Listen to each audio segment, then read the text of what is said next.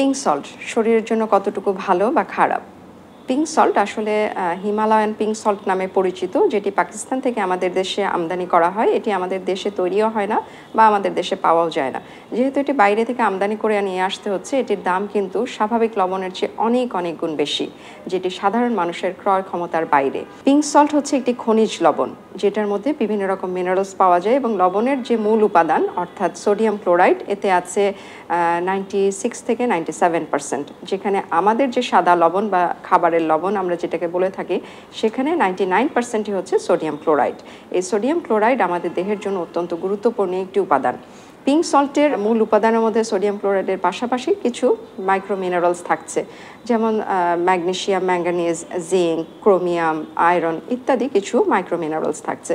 এই মাইক্রো নিউট্রিয়েন্টগুলো কিন্তু আমরা সারাদিন যে সমস্ত খাবার খাই, শাকসবজি, ফলমূল, বিচি জাতীয় যে খাবারগুলো খাচ্ছি, দানাশস্য খাচ্ছি, এগুলো থেকেও আমাদের এই চাহিদাগুলো পূরণ হয়ে যাচ্ছে। সুতরাং এই ধরনের মাইক্রো মিনারেলসের চাহিদা পূরণ করার জন্য পিঙ্ক সল্ট গ্রহণ করার কোনো প্রয়োজন হয় না, যেটা আমরা সারাদিনের স্বাভাবিক খাবার থেকেই আমাদের দৈনিক চাহিদা মিটিয়ে ফেলতে পারছি।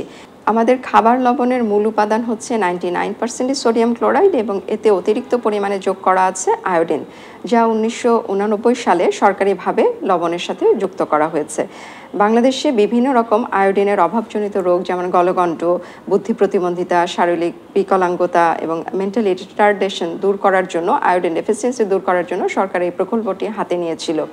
এবং আয়োডিন যেহেতু আমাদের শরীরে তৈরি হয় না এবং সব রকম খাবারে পাওয়া যায় না, যে সমস্ত মাটিতে আয়োডিনের মাত্রা বেশি আছে, যেমন সাগরের তীরবর্তী এলাকার মানুষজনের যে ওইখানে মাটিতে যে খাবারগুলো তৈরি হচ্ছে এবং সাগরের মাছ থেকে তারা বেশ পরিমাণে আয়োডিন পাচ্ছে, কিন্তু সাগর থেকে দূরবর্তী এলাকায় যারা আছে, অর্থাৎ উত্তরবঙ্গে যারা আছে, তাদের দেহে কিন্তু আয়োডিন ডেফিসিয়েন্সি থেকে যাচ্ছে। তো সব জায়গার লোক এবং সব শ্রেণী পেশার লোক, বিভিন্ন রকম আর্থসামাজিক অবস্থার মানুষ যেন খুব স্বল্প মূল্যে এটিকে কিনে খেতে পারে, সেই জন্যই আসলে লবণে আয়োডিন যুক্ত করা হয়েছিল। অর্থাৎ ধনী দরিদ্র যার কথাই বলি না কেন, আমাদের প্রত্যেকেরই খাবারে কিন্তু লবণ চাই। খাবারের স্বাদ বাড়াতে, খাবারকে গ্রহণ উপযোগী করতে লবণ কিন্তু আমাদের দৈনন্দিন চাহিদা মেটাতে খাবারের মধ্যে থাকতেই হবে। লবণ ছাড়া খাবার আমরা আসলেই চিন্তা করতে পারি না। লবণ আসলে কেন এত গুরুত্বপূর্ণ বা আয়োডিন এত গুরুত্বপূর্ণ কেন? আমাদের থাইরয়েড গ্ল্যান্ডের যে ফাংশন আছে, স্বাভাবিক কার্যক্ষমতাকে ঠিক রাখতে আয়োডিন অত্যন্ত গুরুত্বপূর্ণ।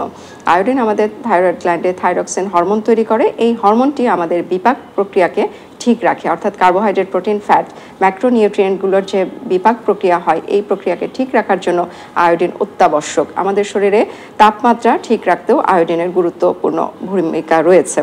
আয়োডিনের অভাবে গলগণ্ড সহ বুদ্ধি প্রতিবন্ধিতা, গর্ভবতীর মায়ের যদি আয়োডিন ডেফিসিয়েন্সি থাকে, সেক্ষেত্রে বাচ্চার বুদ্ধি প্রতিবন্ধিতা হওয়া এবং বিকলাঙ্গ হওয়া, মেন্টালি রিটার্ডেড হওয়া, আইকিউ কমে যাওয়া, এগুলা কিন্তু খুব বেশি দেখা দেয়। এবং বয়স্ক মানুষের ক্ষেত্রে আয়োডিন ডেফিসিয়েন্সি থেকে ভুলে যাওয়ার একটা প্রবণতা তৈরি হয়, স্মরণ শক্তি কমে যায় এবং নার্ভাস সিস্টেম তখন ব্রেকডাউন করে।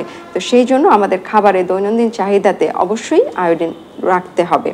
এবং সহজে যেহেতু আমরা লবণের মাধ্যমে আয়োডিনের চাহিদা পূরণ করতে পারছি, সেই জন্য আয়োডাইজড সল্টটি গ্রহণ করাটা অত্যন্ত গুরুত্বপূর্ণ।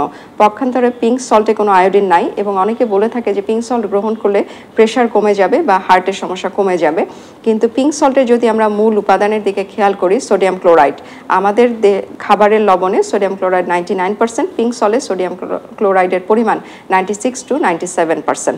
সুতরাং সেই ক্ষেত্রে আমরা খুব বেশি পার্থক্য কিন্তু দেখতে পাচ্ছি না। এই জন্য অনেক বেশি দাম দিয়ে কেনা, বাইরে থেকে ইম্পোর্ট করা পিঙ্ক সল্টের পরিবর্তে আমাদের সাদা লবণ খাওয়াই আমাদের স্বাস্থ্যের জন্য উপকারী এবং যা আমাদের সোডিয়াম ক্লোরাইডের চাহিদার পাশাপাশি আয়োডিনের চাহিদাও পূরণ করবে এবং আমাদেরকে সুস্থতা রাখবে। সেই জন্য আমাদের আসলে পিঙ্ক সল্টকে পরিহার করে আমাদের সাদা লবণ গ্রহণের দিকে নজর দিতে হবে। আর যদি টিনেজ এইজে বা অ্যাডাল্টহুডে কেউ পিঙ্ক সল্ট গ্রহণ করতে থাকে, সেই মেয়েটি বা ছেলেটি কিছুদিন পর বিয়ে করবে এবং তারা যখন গর্ভবতী হবে বা বাচ্চা নেওয়ার প্ল্যান করবে, তাদের বাচ্চা কিন্তু মানসিক প্রতিবন্ধিতা নিয়ে জন্মগ্রহণ করতে পারে because of deficiency of iodine. আয়োডিনের অভাবে মানসিক বিকলাঙ্গতা দেখা দেয় এবং মেন্টাল রিটার্ডেশনের পাশাপাশি বুদ্ধি কমে যাওয়া, আইকিউ কমে যাওয়া, এই সমস্যাগুলোও বেশি দেখা দিতে পারে। সেই জন্য পিঙ্ক সল্টকে না বলে আমাদের আয়োডিনযুক্ত লবণ গ্রহণ করার দিকেই মনোযোগী হতে হবে। ধন্যবাদ।